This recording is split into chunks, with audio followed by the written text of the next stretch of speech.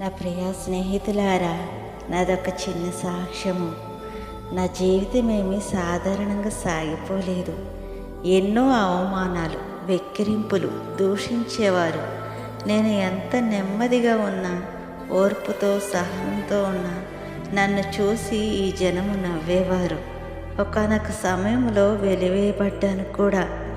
అమావాస్య, పున్నమి నాకు కలిసి రావు అని, ఎప్పుడూ గొడవలే జరుగుతాయని మనుషులకు భయపడిపోయాను.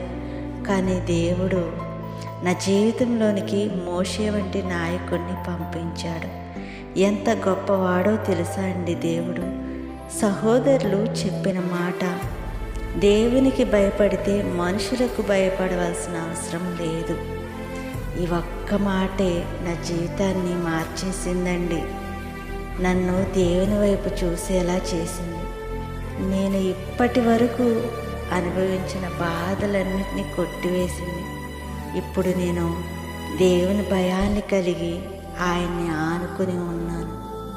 నా ప్రియ నేస్తమా, మీరు ఎలాంటి భయాన్ని కలిగి ఉన్నారు మరి?